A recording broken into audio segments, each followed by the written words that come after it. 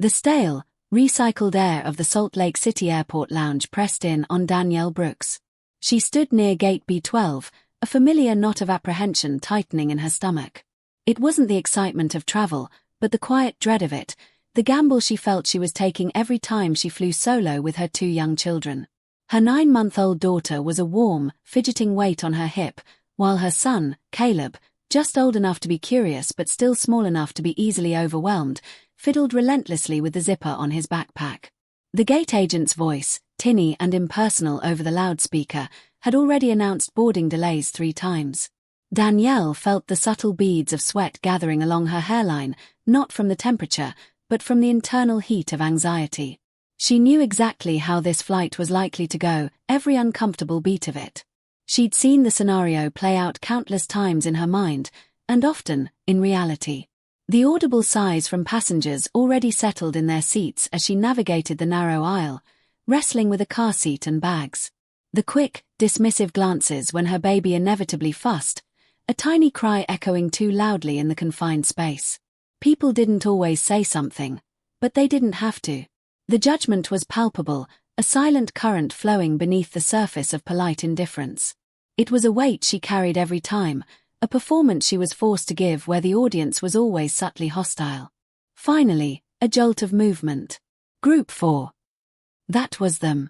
Danielle adjusted the heavy car seat strapped over her shoulder, gripped Caleb's hand tight, and steered the unwieldy stroller down the jet bridge like it was a race she never asked to run, a gauntlet she had to brave. Their seats were in row 17, a middle and a window. She gave Caleb the window. That part was easy, a small victory. The harder part was the quiet, relentless battle to keep everything and everyone calm. She maneuvered her bags quickly, mumbling hurried apologies to the aisle passenger who hadn't even bothered to look up from his tablet. He wore a crisp, pressed dress shirt, no tie, and had the kind of reserved, almost insulated energy that let her know he had no desire for conversation. That was fine. She didn't either.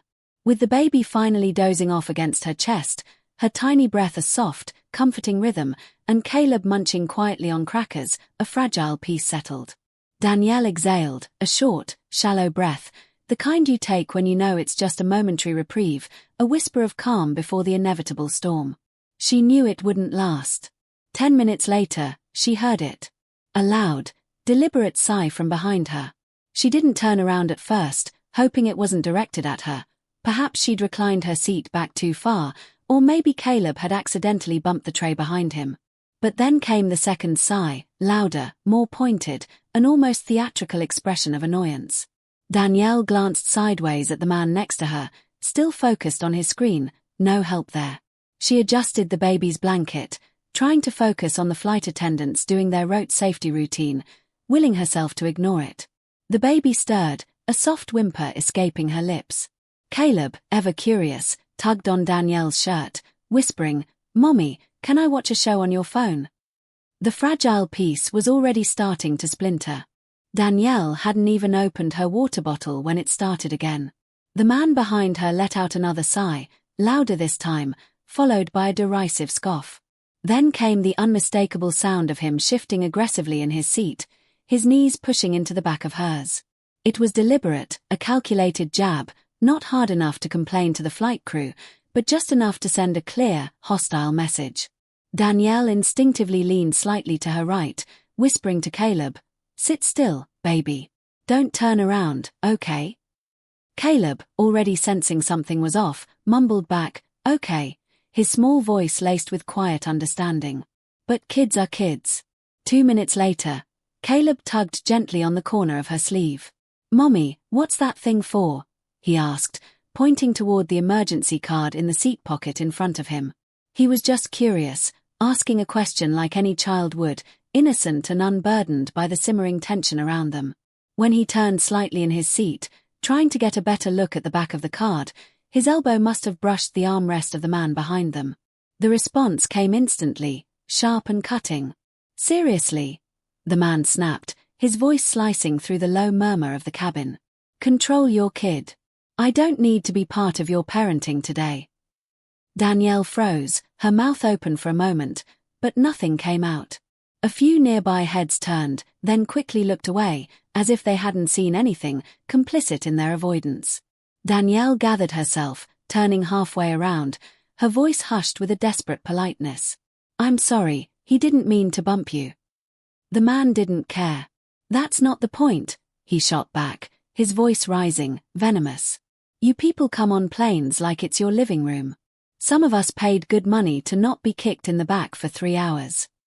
Her stomach dropped, a sickening lurch that had nothing to do with turbulence. She looked forward again, holding Caleb a little closer, squeezing his small hand. She wanted to disappear into the seat, to just blink and be off the plane, far away from this humiliating confrontation. But she couldn't. She was still strapped in, 30,000 feet in the air, with her baby asleep against her chest and her son now staring intently at the seat in front of him, afraid to move. The man behind her kept muttering, not loud enough to alert a flight attendant, but loud enough that she could hear every word. Unbelievable. Kids everywhere. No respect for other people. Danielle's cheeks burned with a mixture of shame and suppressed rage. She didn't know whether to cry or scream, paralyzed by the feeling of helplessness. And the man next to her, the quiet stranger, remained glued to his tablet, like none of it was happening, his silence a heavy weight on her already burdened shoulders. Her heart pounded harder, a frantic drumbeat against her ribs. She didn't want to make a scene. She didn't want her kids to remember this flight for the wrong reasons. But she also didn't want to sit there, feeling small and utterly alone, while someone treated her like she didn't belong. Caleb tugged her sleeve again, his small voice breaking through her spiraling thoughts. "Did I do something bad?" he whispered. That hurt more than anything the man behind her had said. She squeezed his hand. "No, baby, you didn't do anything wrong." But the quiet man beside her finally looked up, and this time, he didn't look away. Something in his eyes had changed, a subtle shift that indicated he was finally present, finally seeing her. The man beside Danielle finally set down his tablet. No dramatic gestures, no sighs or shaking heads, just a calm, deliberate motion. It was like someone who'd seen 1,000 things worse, and this one, this petty, public humiliation, had finally earned his full attention. Danielle noticed it immediately. He looked over at her first, not at the tormentor behind them, and there was something steady in his expression. Not pity, not annoyance, just presence. It was the look of someone finally ready to be part of the moment, to step out of the periphery and into the fray. "You all right?" he asked, his voice low but clear, measured, not loud enough for the whole row to hear, just loud enough for her. Danielle hesitated. Her instinct, honed by countless similar encounters, was to say, "I'm fine," and move on, to shrink into herself as always. But Caleb was watching, his small face etched with worry. The baby, even in sleep, had her tiny hand still curled around Danielle's necklace, as if she didn't want to let go. Danielle nodded slowly. "It's just been a long day." The man gave a small, understanding nod in return. Then, slowly, deliberately, he turned his head and spoke directly to the passenger behind them. "Sir," he said, his voice even, calm. "I think that's enough." Silence. The other man seemed caught off guard. "Excuse me," he replied, a challenge in his tone. "You've made your point," the man next to Danielle said, his voice unyielding. "She's got 2 kids and a full row of strangers to deal with. She doesn't need you making it harder." The man behind them chuckled sarcastically, a derisive sound. "You have any idea what it's like to have someone's kid kicking your seat the whole flight?" "I do," the other man stated, his voice flat, resolute. "Because I've had it happen. And when it does, I either ignore it, or I politely ask the parent. What I don't do is humiliate someone in front of their children." The tension in the air shifted. Heads were turning now. A couple rose up in their seats, peering over. Someone across the aisle paused their movie. A woman stopped flipping through her magazine, her eyes fixed on the scene. The man behind them huffed, clearly losing ground. "I'm not humiliating anyone. I'm just asking for basic respect." "No, you're not," came the calm, firm reply. "You're picking on someone because you think nobody's going to say anything about it. Well, here I am." The other man said nothing, just let out another frustrated exhale and leaned back hard into his seat. Danielle stared ahead, stunned. Her mouth felt dry, her heart was racing, but this time not from panic. From something else entirely. Something like relief, profound and unexpected. She turned slightly toward the man beside her. "Thank you," she said softly. He nodded once. Some people just need to be reminded. The baby stirred against her chest, a soft whimper. Caleb was staring up at the man, his eyes wide with a mixture of awe and curiosity. "Are you a coach or something?" Caleb asked, breaking the lingering silence. The man smiled gently. "Nope, not a coach." Caleb squinted, unconvinced. "You sound like my teacher when someone's in trouble." The man gave a short chuckle, a genuine sound that eased the last of Danielle's tension. "Let's just say I've dealt with enough trouble to know what it looks like." Danielle laughed quietly for the first time that day. Not a big, unburdened laugh, but a real one, a release. She didn't know his name. She didn't know where he was headed or what he did for a living. But for a moment, it didn't matter. Someone had seen her trying, and had stepped in, not with anger, not with a lecture, but with calm, quiet strength. But the flight was far from over, and the man behind them, though silenced, wasn't finished just yet. He fell quiet for a while, but it was the kind of silence that felt sharp, not peaceful, just waiting. Danielle tried to settle back in. She shifted the baby's blanket, pulled out Caleb's headphones, and tapped on her phone, opening a cartoon for him. She hoped the quiet would hold. But 10 minutes later, the kicking started. This time, it wasn't from Caleb. The man behind them had stretched out, and now his knees were back against Danielle's seat, a rhythmic tap, tap, a slow, deliberate push. She adjusted forward, trying not to react, but then he muttered, just loud enough, "Maybe she'll get the hint this time." Danielle stiffened. The man beside her sat up fully now. He looked straight ahead, spoke calmly again, but this time louder, his voice resonating with an unshakable authority. "Sir, I already asked you once. Don't make this into something it doesn't need to be." The tension in row 17 was back, like a weight pressing down on the cabin. A few passengers glanced over their shoulders. No flight attendant had come yet. They were mid-service, handing out plastic cups and tiny pretzels 2 rows up. Danielle looked toward the aisle. She considered calling for help, but that would mean asking. That would mean being seen again, the center of attention again. The man beside her looked over. "You shouldn't have to deal with this," he said, his voice firm now, like steel with a velvet cover. She finally asked, a desperate whisper, "Can I just switch seats with you?" He shook his head gently. "No need. He's the one who needs to move, not you." Then he raised his hand, motioning subtly to the attendant walking by. When she approached, he didn't yell or complain. He simply asked, "Can you speak with the gentleman behind us? He's been kicking her seat and making repeated comments. It's becoming hostile." Danielle watched as the flight attendant's smile faded. She nodded, said she'd be back in a moment. The man behind them shifted again. "Oh, what now?" he groaned. "Now," the man next to her replied, his voice still measured, level. "You stop treating people like garbage and mind your own seat." The way he said it, so calm yet so authoritative, didn't match the intensity of the moment, and yet somehow, that made it hit harder. The baby stirred in Danielle's arms, her tiny head pressing against her chest. Danielle rocked her gently. Caleb had taken off his headphones, holding them in his lap, waiting. "What's your name?" Danielle asked quietly, needing to put a name to this quiet, formidable presence. The man paused, then extended his hand. "Travis Greer," he said. She shook it. "Danielle." "Nice to meet you, Danielle," he said, a tired but genuine smile. "Sorry it had to be like this." "Me too." The flight attendant returned moments later, crouched slightly at the man's row behind them. Danielle couldn't hear what was said, but she saw the look, the tight-lipped expression of someone being told to stop, or else. For the rest of the flight, the man behind them said nothing. No kicking.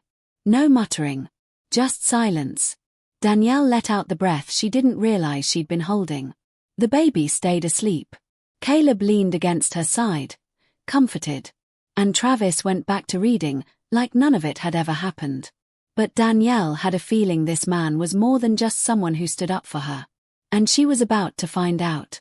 The flight had calmed down on the surface, but Danielle's nerves hadn't. She kept replaying it in her head, the biting comments, the condescending tone, the way her son had looked at her when he asked if he'd done something wrong. It sat on her chest like extra carry-on baggage, a heavy, unseen weight. But every time she started to spiral, her eyes drifted to the man next to her, Travis Greer, calm, focused, steady. Who was this guy?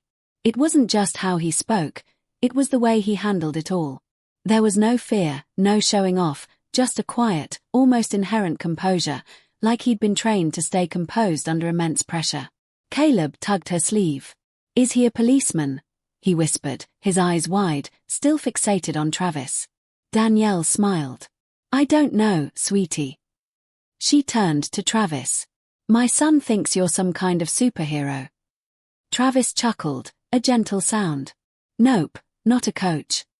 Caleb squinted, unconvinced. "You sound like my teacher when someone's in trouble." Travis gave a short, genuine laugh. "Let's just say I've dealt with enough trouble to know what it looks like." Danielle laughed quietly for the first time that day, a real, unforced sound, loud enough that the woman across the aisle turned and smiled back. Travis leaned in slightly, his voice dropping, a conspiratorial intimacy in the close quarters. "Can I tell you something?" "Of course." "You held your ground," he said, his eyes meeting hers. "And that matters. Most people, they fold. They start apologizing for things they didn't even do. But you stayed calm, and you protected your kids." Danielle's throat tightened with emotion, a grateful lump forming. "Thank you," she managed.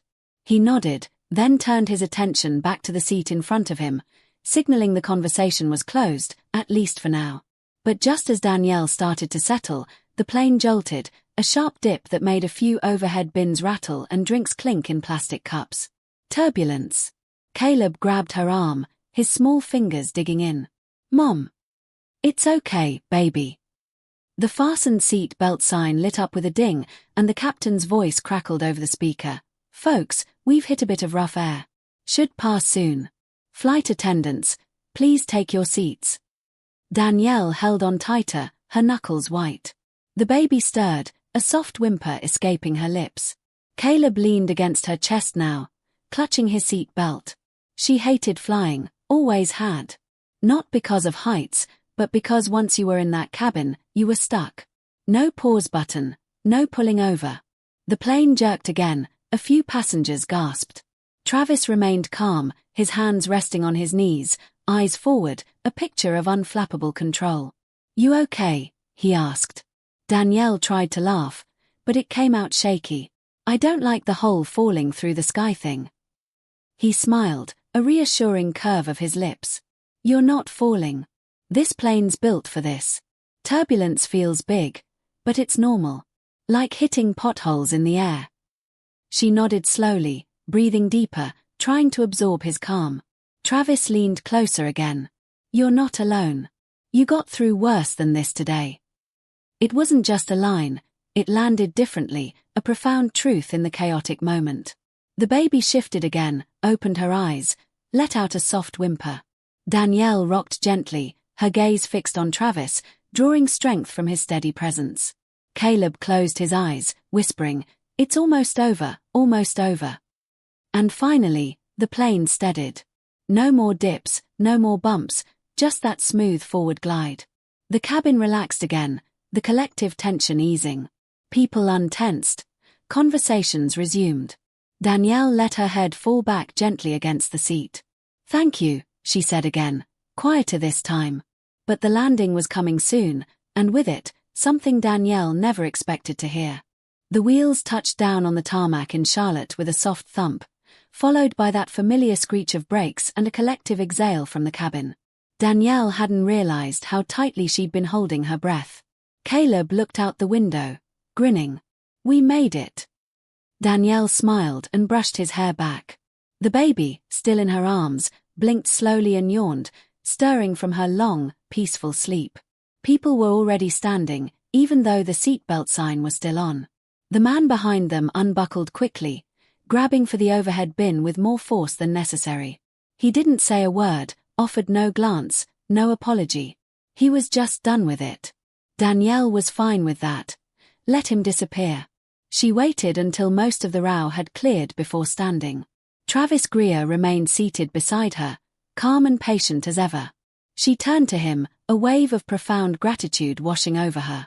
Thank you again, really. I don't even know how to explain what that meant to me. You don't have to, he said, his eyes meeting hers with a quiet understanding. You already did, by being there for your kids. She hesitated, then added, I don't know how people stay that calm under pressure. He shrugged. Comes with practice. But honestly, I didn't step in for me. I've got a daughter too. She's 12 now. I just kept thinking, what if she were you someday? Would I want someone to say something, or just sit there and watch? Danielle swallowed hard, the unexpected empathy a powerful balm. That's what this world's missing, he added, his voice low, tinged with a quiet conviction. A little courage, a little backbone. Not to fight, but just to stand up when it matters. A quiet beat passed between them. Then, from a few rows back, someone tapped Danielle's shoulder. A woman, maybe mid-40s, in glasses and a business suit, offered a soft smile. I just wanted to say, I saw everything, and you handled that man with more grace than I think I could have managed. Danielle blinked, surprised by the unexpected solidarity. Oh, thank you. The woman looked past her, toward Travis. And you, I hope you don't mind me saying this, but that was one of the most respectful things I've seen on a plane. You didn't humiliate him. You just made it clear what wasn't okay. Travis nodded politely. Appreciate that. She reached down and grabbed her bag, pausing one last time. We need more people like you too. Take care of those kids. She disappeared down the aisle. Danielle stared after her for a second, processing the unexpected words of support. Then she turned back to Travis. I wish I could buy you a coffee or something, she said, half laughing, but I've got 2 cranky passengers of my own. Travis smiled. Rain check. Take care of yourself, Danielle. She nodded, then slowly worked her way into the aisle with the kids. As she stepped off the plane, another passenger she hadn't even noticed, a man in his 30s with a neck pillow around his shoulder, gave her a quick thumbs up. He didn't say a word, just nodded once, like he'd seen it too. The baby started to fuss, but Danielle didn't feel that familiar, crushing weight anymore. Something in her had shifted. She didn't feel alone this time. She didn't feel small. She turned one last time as they passed through the jet bridge. Travis was still at the exit row, helping an older woman with her suitcase, calm, steady, like always. But she didn't yet know that someone on the flight had been filming the whole interaction quietly, and it would be on the internet before her bags even hit the carousel. Danielle didn't see the video until 2 days later. She was sitting on her sister's couch in Charlotte, a bowl of reheated mac and cheese on her lap, and the baby asleep in the pack and play nearby. Caleb was building towers with plastic blocks on the floor. Her sister walked in, holding her phone, eyebrows raised. Danielle, she said, is this you? The clip was short, maybe 2 minutes, shaky like someone had filmed it on their phone from across the aisle. But there she was, mid-flight, Caleb beside her, the man behind her making a comment, and then Travis, his voice calm, his words measured, standing up not with force, but with presence. The moment where he turned and simply said, Sir, that's enough. Danielle's stomach flipped. Where did you get this? She asked. It's all over, her sister replied. Someone posted it on TikTok, then a teacher in Phoenix shared it on Facebook. Now it's everywhere. People are calling him the man in 17D. Danielle stared at the screen. There were thousands of comments, people praising his tone, people defending her, parents sharing their own stories of feeling judged, cornered, or ignored in public spaces. But one comment stuck with her more than the rest. It read, "Courage doesn't always look like fighting. Sometimes it's just someone calmly saying this isn't okay." That stayed with her, not just because of what happened, but because of what it revealed about how many people had stayed silent, about how often we let things slide because it's easier than stepping in, about how loud kindness can be even when it's spoken softly. Danielle didn't hear from Travis again. She didn't need to. He hadn't done what he did for thanks, he did it because it was right. And in doing so, he gave her kids something stronger than comfort. He gave them a memory. One where they saw a stranger stand up, not with fists or fury, but with decency. That's the kind of memory that sticks. That's the kind that teaches.